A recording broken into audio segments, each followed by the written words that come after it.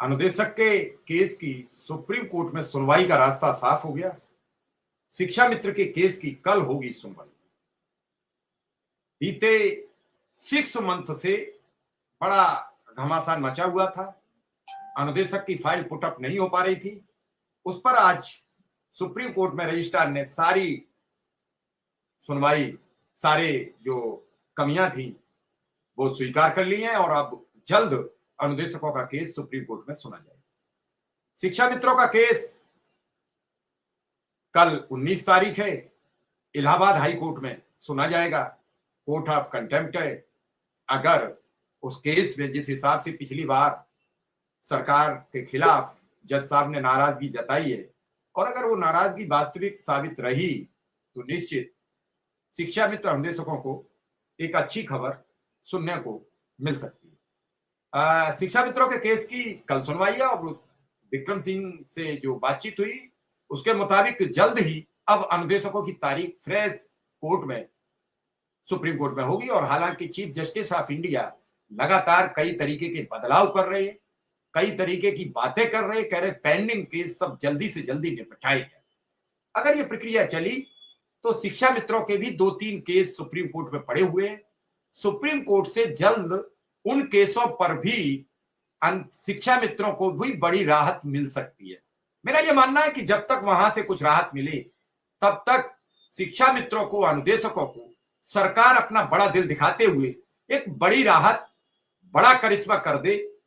इनके परिवार जो भूख से पीड़ित हैं, प्यास से पीड़ित हैं, हिसाब से पीड़ित हैं, खर्चे से पीड़ित हैं, वो सारी परेशानियां, सारी दुश्वारियां जल्द से जल्द दूर हो जाए, इनके परिवार में खुशहाली आ जाए। भारी बीमारी परेशानी से जो समस्याएं उत्पन्न हो रही हैं, आने जाने से समस्याएं उत्पन्न हो रही हैं, उन समस्याओं का विराम लगे।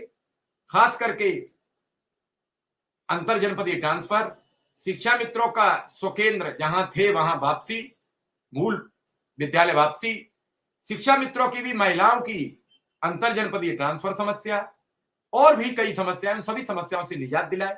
ये काम सरकार को प्राथमिकता पर निपटा देना चाहिए। मैं बार बार आपसे कह रहा था और इस बार थोड़ा विक्रम सिंह ने पहल की, अपने अधिवक्ता से बातचीत की तो कुछ नतीजे निकले हैं। जो नतीजे आपके समक्ष हैं, विक्रम सिंह हमारे साथ आ चुके हैं, तो बेहतर होगा कि विक्रम सिंह अपनी बात बताएंगे तो ज्यादा सबकी समझ में आएगी। हमारे साथ नीलम गौर जी हैं जो शिक्षा मित्र हैं, गोरखपुर से हैं। विक्रम सिंह, क्या खबर है आज की? आज कुछ अच्छी खबर थी कि सुप्रीम कोर्ट ने वो सारी दुश्वारियां, सारी परेशानियां दूर कर दी हैं, अब जल्द सुनवाई होने की रास्ता खुले है। विक्रम सिंह। ठीक है सर, नमस्कार जी विक्रम सिंह। जी सर, आपका बहुत बहुत आभार और शिक्षा मित्र साथी को भी सादर प्रणाम। आज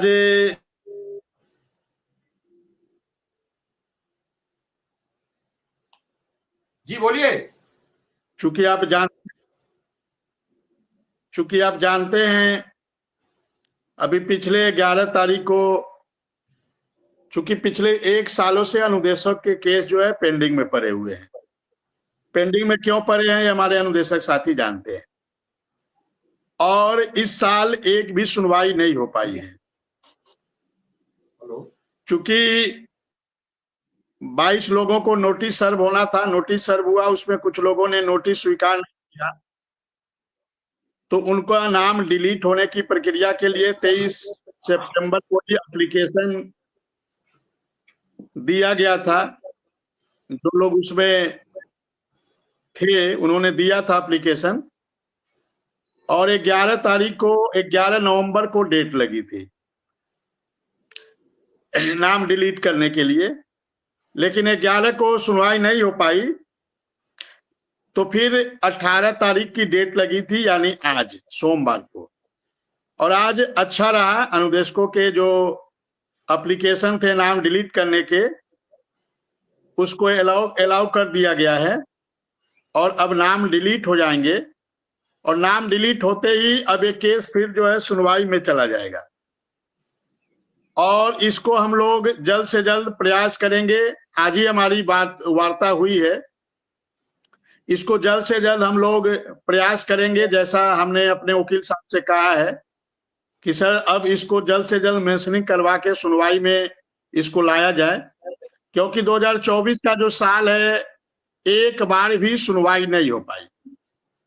तो अब चूंकि रास्ता क्लियर हुआ है, रास्ता साफ हुआ है, तो अब आगे कोई रुकावट ना हो, आगे कोई बाधा उत्पन्न ना हो, इसको लेकर पूरी तैयारी कर ली जाए। और जैसे ही नाम डिलीट हो जाता है, मेंशनिंग करवा के इस केस की सुनवाई जल्द से जल्द हो जाए, जिससे कि उत्तर प्रदेश के अनुदेशकों को एक बहुत बड़ा राहत मिले, क्योंकि उत्तर प्रदेश का अनुदेशक पिछले 11 साल से पीड़ित है और इसको राहत का कोई उपाय दिखाई नहीं दे रहा था। इधर माननीय सुप्रीम कोर्ट से 2023 में बड़ी याचिका की, फाइनल सुनवाई की ओर केस जा भी रहा था। ओका साहब ने कहा भी था कि हम फाइनल सुनवाई करेंगे, लेकिन उस दिन किसी कारणवश सुनवाई नहीं हो पाई। उसके बाद इस केस को कहीं ना कहीं ये केस फंस गया